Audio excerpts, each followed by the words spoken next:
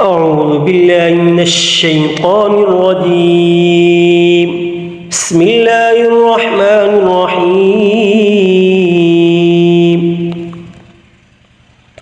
ياسين والقرآن الحكيم إنك لمن المرسلين على صراط مستقيم تنزيل العزيز الرحيم لتنذر قوما ما أنذر آباؤهم فهم غافلون لقد حق القول على أكثرهم فهم لا يؤمنون إنا جعلنا في أعناقهم أغلالا فهي إلى الأذقان فهم مقمحون وجعلنا من بين أيديهم سدا ومن خلفهم سدا فأغشيناهم فهم لا يبصرون وسواء عليهم أأنذرتهم أم لم تنذرهم لا يؤمنون إنما تنذر من اتبع الذكر وخشي الرحمن بالغيب فبشره بمغفرة وأجر كريم إنا نحن نحيي الموتى ونكتب ما قدموا وآثارهم وكل شيء أحصيناه في إمام مبين واضرب لهم مثلا أصحاب القرية إذ جاءها المرسلون إذا أرسلنا إليهم اثنين فكذبوهما فعززنا بثالث فقالوا إنا إليكم مرسلون قالوا ما أنتم إلا بشر مثلنا وما أنزل الرحمن من شيء إن أنتم إلا تكذبون قالوا ربنا يعلم إنا إليكم لمرسلون وما علينا إلا البلاغ المبين قالوا إنا تطيرنا بكم لئن لم تنتهوا لنرجمنكم وليمسنكم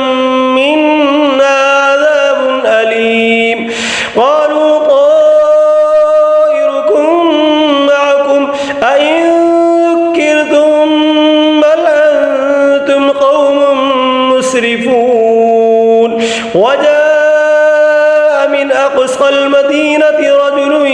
يسعى قال يا قوم اتبعوا المرسلين اتبعوا من لا يسألكم أجرا وهم مهتدون وما لي لا أعبد الذي فطرني وإليه ترجعون أتخذ من دونه آلهة إن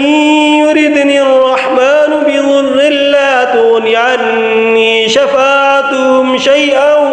ولا ينقذون إني إذا لفي ضلال مبين إني آمنت بربكم فاسمعون قيل ادخل الجنة قال يا ليت قومي يعلمون بما غفر لي ربي وجعلني من المكرمين وما أنزلنا على قومه من بعده من جند من السماء وما كنا منزلين إن كانت إلا صيحة واحدة فإذا هم خامدون يا حسرة على العباد ما يأتيهم من رسول إلا كانوا به يستهزئون ألم يروا كم أهلكنا قبلهم من القرون أنهم إليهم لا يرجعون وإن كل لما جميع لدينا محضرون وآية لهم الأرض الميتة أحييناها وأخرجنا منها حبا فمنه يأكلون وجعلنا فيها جنات من نخيل وأعناب وفجرنا فيها من العيون ليأكلوا من ثمره وما عملته أيديهم أفلا يشكرون سبحان الذي خلق الأزواج كلها مما تنبت الأرض ومن أنفسهم ومما لا يعلمون وآية لهم الليل نسلخ منه النهار فإذا هم مظلمون والشمس تجري لمستقر لها ذلك تقدير العزيز العليم والقمر قدرناه منازل حتى عاد كالعرجون القديم لا الشمس ينبغي لها أن تدرك القمر ولا الليل سابق النهار وكل في فلك يسبحون وآية لهم أنا حملنا ذريتهم في الفلك المشحون وخلقنا لهم من مثله ما يركبون وإن نشأ نغرقهم فلا صريخ لهم ولا هم ينقذون إلا رحمة منا ومتاعا إلى حين وإذا قيل لهم اتقوا ما بين أيديكم وما خلفكم لعلكم ترحمون وما تأتيهم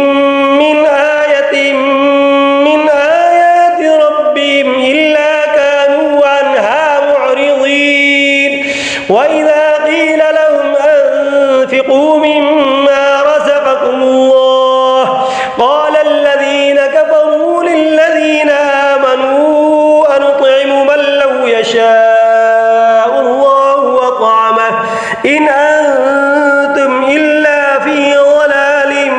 مبين ويقولون متى هذا الوعد إن كنتم صادقين ما ينظرون إلا صيحة واحدة تأخذهم وهم يخصمون فلا يستطيعون توصية ولا إلى أهلهم يرجعون ونفخ في الصور فإذا هم من الأجداث إلى ربهم ينسلون قالوا يا ويلنا من بعثنا من مرقدنا هذا ما وعد الرحمن وصدق المرسلون إن كانت إلا صيحة واحدة فإذا هم جميع لدينا محضرون فاليوم لا تظلم نفس شيئا ولا تجزون إلا ما كنتم تعملون إن أصحاب الجنة اليوم في شغل فاكهون هم وأزواجهم في ظلال على الأرائك متكئون لهم فيها فاكهة ولهم ما يدعون سلام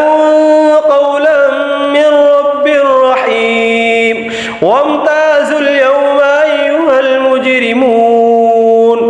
ألم أعهد إليكم يا بني آدم ألا تعبدوا الشيطان إنه لكم عدو مبين وأن اعبدوني هذا صراط مستقيم ولقد أضل منكم جبلا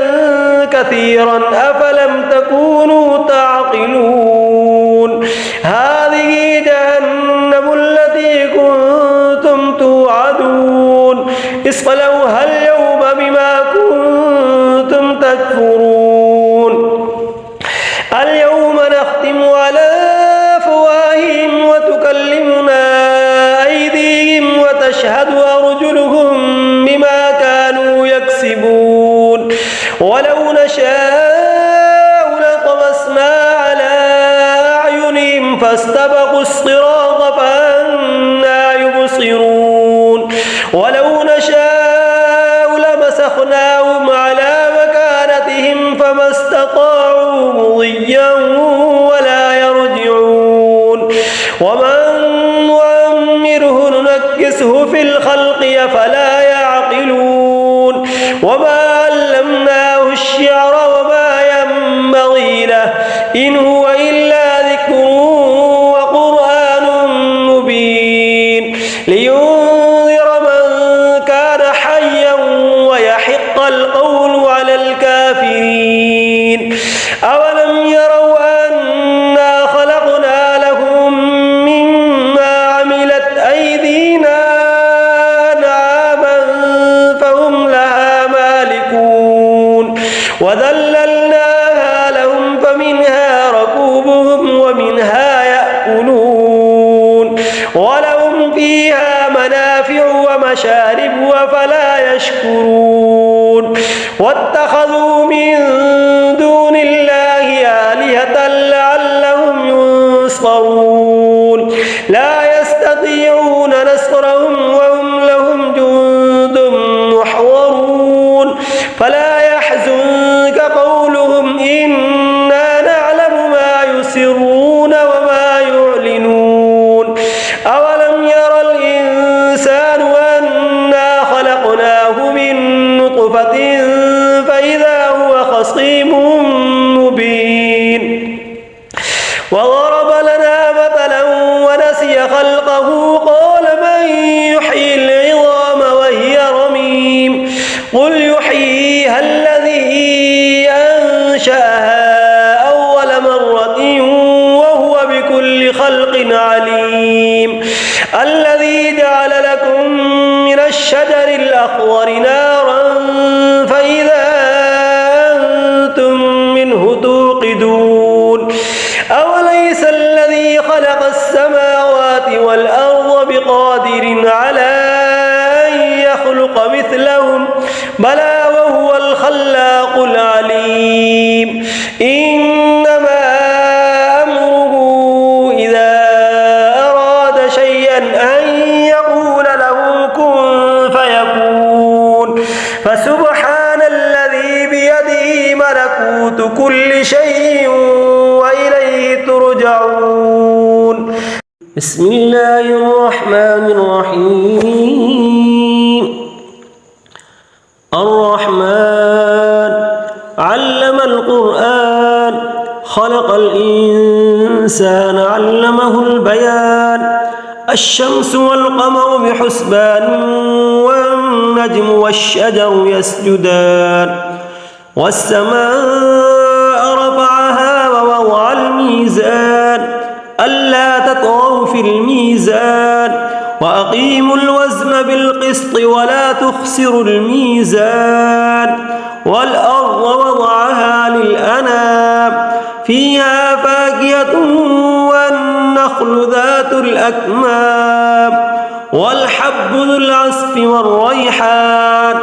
فبأي آلاء ربكما تكذبان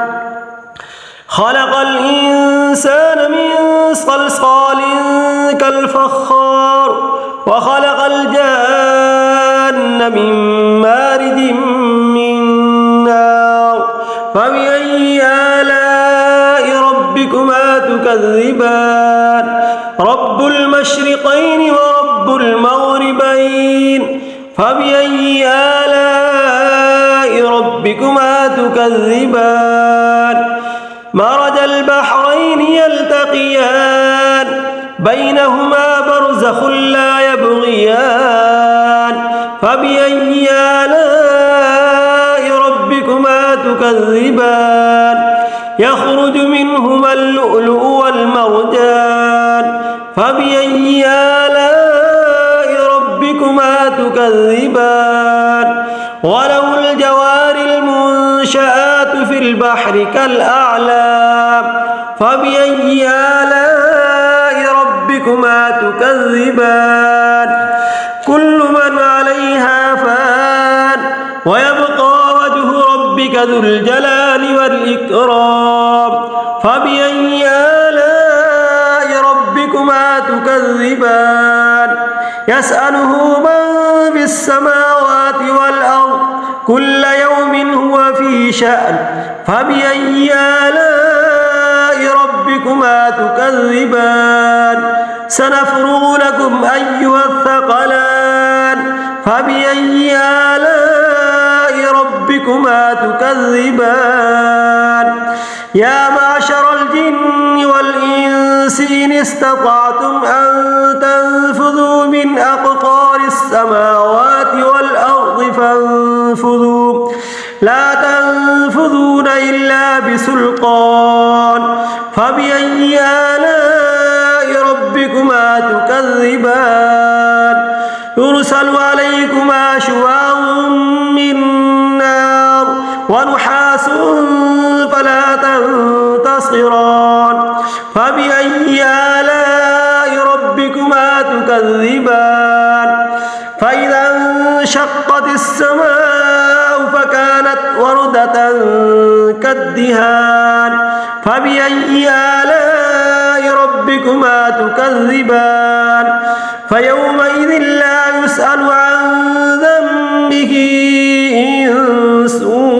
ولا جان فبأي آلاء ربكما تكذبان يعرف المجرمون بسيماهم فيؤخذ بالنواصي والأقدام فبأي آلاء ربكما تكذبان هذه جهنم التي يكذب بها المجرمون يطوفون بينها وبين حميم آن فبأي آلاء ربكما تكذبان ولمن خاف مقام ربه جنتان فبأي آلاء ربكما تكذبان ذواتا أفنان فبأي آلاء ربكما تكذبان فيهما عينان تجريان فبأي آلاء ربكما تكذبان فيهما من كل فاكهة زوجان فبأي آلاء ربكما تكذبان متكئين على فرش مطائنها من استبرق وجنى الجنتين دان فبأي آلاء ربكما تكذبان فيهن قاصرات الطرف لم يطمثهن إنس قبلهم ولا جان فبأي آلاء ربكما تكذبان كأنهن الياقوت والمرجان فبأي آلاء ربكما تكذبان هل جزاء الإحسان إلا الإحسان فبأي آلاء ربكما تكذبان ومن دونهما جنتان فبأي آلاء ربكما تكذبان مدهامتان فبأي آلاء ربكما تكذبان فيهما عينان نضاختان فبأي آلاء ربكما تكذبان فيهما فاكهة ونخل ورمان فبأي آلاء ربكما تكذبان فيهن خيرات حسان فبأي آلاء ربكما تكذبان حور مقصورات في الخيام فبأي آلاء ربكما تكذبان لم يطمثهن إنس قبلهم ولا جان فبأي آلاء ربكما تكذبان متكئين على رفرف خضر وعبقري حسان فبأي آلاء ربكما تكذبان تبارك اسم ربك ذي الجلال والإكرام صدق الله العظيم.